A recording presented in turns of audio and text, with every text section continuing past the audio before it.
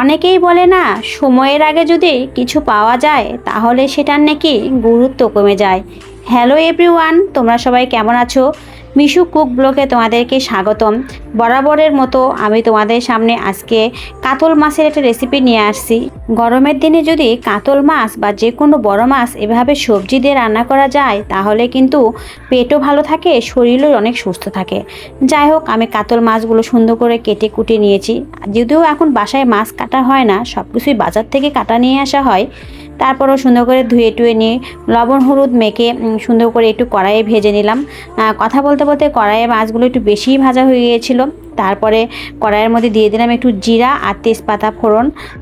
আমি এদিকে আগে থেকেই পটল আলু সুন্দর করে ছিলে নিয়ে পিস পিস করে কেটে নিয়েছি। আপনারা অবশ্যই বুঝতেই পেরেছেন পটলের কাটার সাইজটা।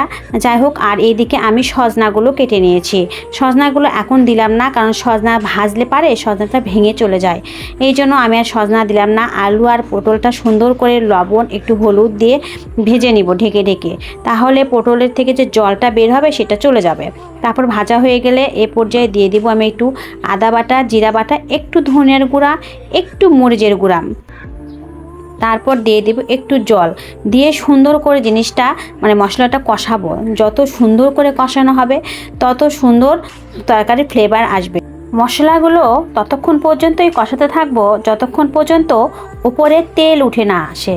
তারপরে সুন্দর করে যখন উপরে তেল উঠে আসে তখন দিয়ে দিলাম দারচিনি এবং সাদা এলাচ। যাই হোক, এগুলো সুন্দর করে দিয়ে আবার এক পর্যায়ে কষাইতে থাকতে থাকতে তখন আমি দিয়ে দিলাম হচ্ছে সজনা ডাঁটাগুলো দিয়ে সুন্দর করে ভেজে ভেজে নিতে হবে, যেন সজনাটা আবার ভেঙে না যায়। এ পর্যায়ে দিয়ে দিলাম একটু ঝোলের জন্য জল।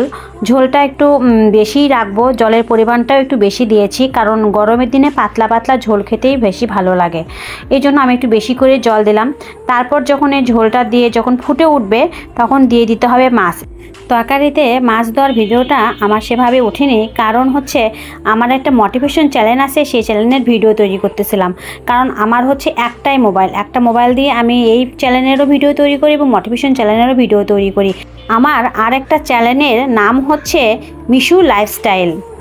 যাই হোক, ওখানে হচ্ছে মোটিভেশন কথার ভিডিও হয়, আর হচ্ছে এটা রান্নার চ্যানেল। এই পর্যায়ে দিয়ে দিতে হবে, যখন ঝোলটা অনেক সুন্দর করে ফুটে আসবে তখন দিয়ে দিতে হবে একটু গরম মশলা গুঁড়া। তারপর নামায় নিতে হবে। আর আমি পাশে করেছিলাম একটু আলু, গাজর আর মূলা, সিম আর কি সব রকমের সবজি মিলায় একটা ভাজি করেছিলাম।